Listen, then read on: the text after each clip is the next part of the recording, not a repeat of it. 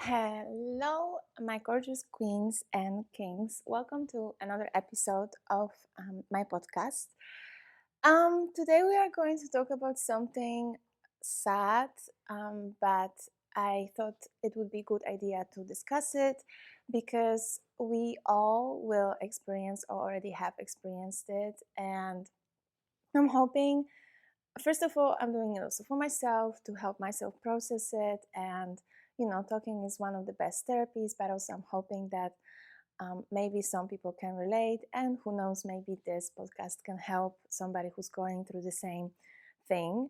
So today we are going to talk about grief and how do I experience it and what are the tips that help me to go through it. And also, next to this, I would like to share with you some of the lessons and thoughts that crossed my mind recently. As some of you may know, I have lost a friend to tragic circumstances. So, on that note, I would like to honor Julina with this episode. And I'm going to try to stay calm and composed, but yeah, it is a very sad moment, I would say. But yet again, like I said, talking is one of the best therapies. So today I'm going to share with you how do I process grief. I'm hoping that this podcast won't be as messy as it seems to be from the start. That's why I also made some notes. But okay, let's start. So I already said that I would like to do it for myself, to just let it out and put it together in my head, but also I'm hoping that some of you maybe can relate, and it will make me feel very honored if that tips maybe help some people. But the truth is that grief is such a difficult thing to deal with that there is no recipe to just go through it easily. It will always be hard. And I am speaking from experience because, again, as some of you may know, I have lost my father when I was 16, also to a sudden death. And even though it's been already, 17 years, I can still feel this pain. So, one thing that I have learned from my own experience, but also from talking about it with other people who experience similar thing, is that unlike what people say, time does not heal wounds. It makes it easier to deal with this pain, but it will never heal you completely. So the thing about grief and missing somebody who you lost is that it comes with waves. And at the beginning, those waves are very strong and almost unbearable, that it hits you so hard that this person's not there, that you just cannot go on with your day, and you just collapse and fall apart. But with years, those waves are easier to bear. So to give you an example, for instance, many years ago when I got my driving license, I parked my car parallel, which is considered to be difficult. And then I just thought about it, that my dad would have been so proud if he saw how good actually I can drive, and how good I am with parking. And that hit me so hard that he will never see it, that I just cried in my car for like half an hour, and the rest of the day was just difficult to bear. But now, because it's been so many years, I'm so much older, when those moments happened, like I got an apartment and I would like my dad to see it and help us with painting, but he's not here. I'm more like, it's easier for me to just stand still by the moment, think about it, and then move on without falling apart and collapsing on the floor crying.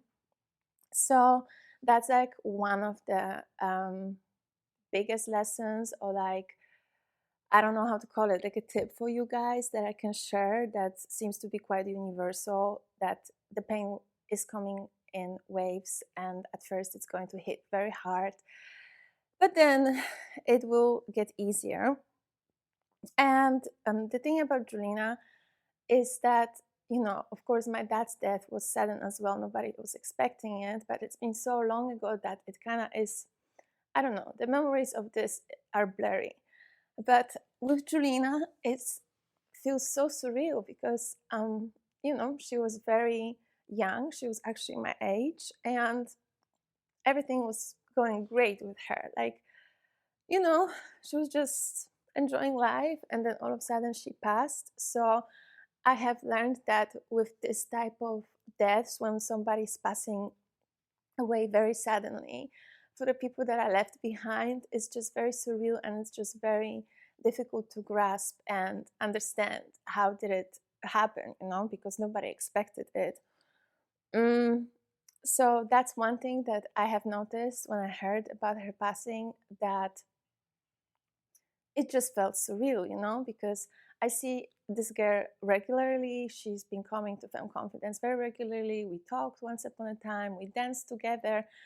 So the thought of her not being here anymore was just like, my brain could not like grasp this, like, after hearing about this news, my head just kept on circling around, like, oh my gosh, she's really not here. But then it just felt like it didn't click, in my head. And I've learned that, yeah, that's how it goes at the beginning. Of course, I think if you're somebody very close to the person passing, like you're a wife or husband or child, I just can't even think of like how hard that must be. And I really don't know, yeah, how those people can move on from it. And I really admire their strength. I guess they also go on some sort of autopilot to like make it through that hard time. But when it comes to like losing friends or some further family, I think it's very, very surreal at the beginning. And then at some point it hits you, I guess, during the funeral. And the tip that I obviously also wrote down is that it is important to just let yourself feel, I guess, because, look, we are all going to experience death and loss, and we cannot avoid it. And if it hurts, I guess the best thing is just to sit still for a second and let it hurt. Another thing, I already mentioned it, is to yeah, like talk about it, and if you don't want to talk about it with somebody, maybe it can also help to write a letter. This is also what I did. I wrote multiple letters to my dad with messages and things that I didn't have enough time to say or didn't have enough courage to say. And weirdly, it actually brought me some peace and healing. And speaking of healing, another thing that to me helps me a lot is dancing, of course. So I do feel like that's also a part of process, a part of therapy that you can use to yeah, just let yourself heal, like find something that brings you peace, whether it's meditation or walking or dancing. And I know that at the beginning it can feel very wrong to do fun things when you lost somebody, but what helped me a lot is to think about how this person would want me to live. I mean, okay, maybe it sounds very dark, but for instance, if I pass away too early and I leave my friends and loved ones behind, I wouldn't like them to be crying days and night and not doing anything nice because they would feel guilty. I would like them to enjoy and dance and, yeah, like write in a journal and go for holidays. So I think flipping it like this also helps to push us to continue with life and doing nice things that will help us to take our minds off this. And speaking of being pushed, another thing that I think really, really helps at some point, to me personally, I can't speak of everybody else, is to have small routines in life. So, after a few days, maybe a few weeks, when you're ready, I think it's really good to start creating a little routine for yourself, whether it's coming back to work maybe once or twice a week, or going to the gym, going to the church at specific times, so you just get back to life. Because here's the thing, that person passed away, but you have to continue living, like the world won't stop.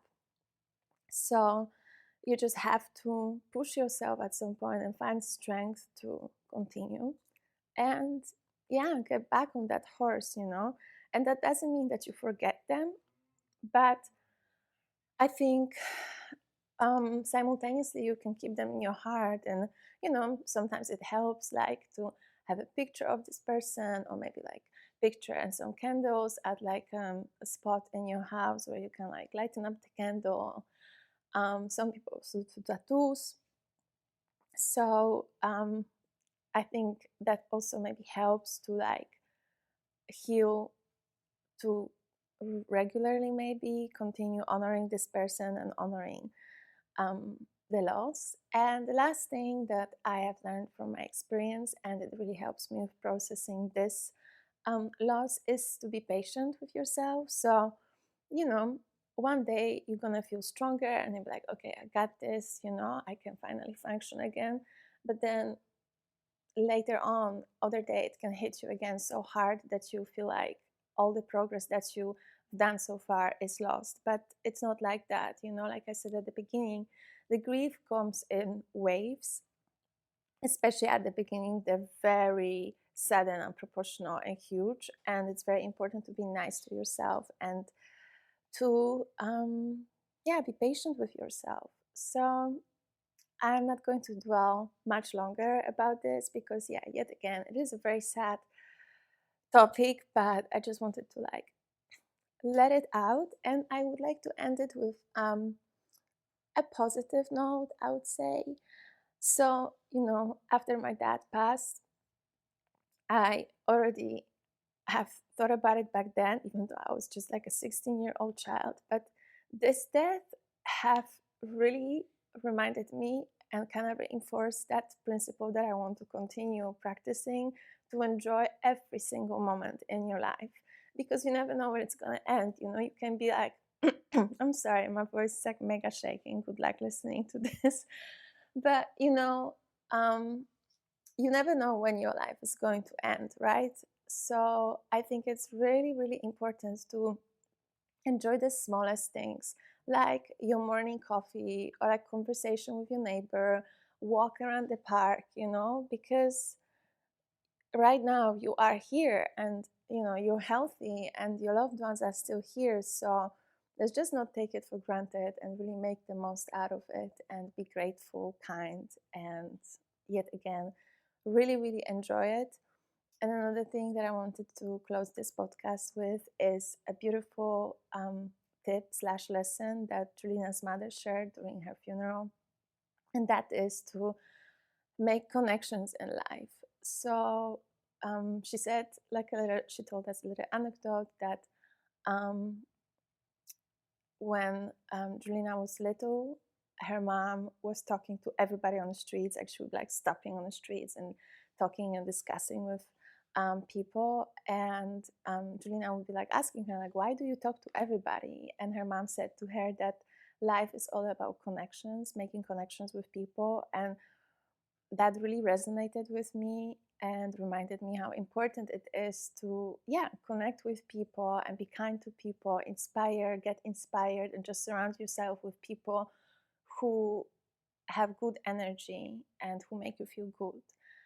So yet again, I wanted to honor Julina with this podcast and her mom for her beautiful lesson. And I wish you all the best and strength, and sending lots of love. And I'll speak to you next time, hopefully, for sure, about something more bright, light, and positive. Big kiss.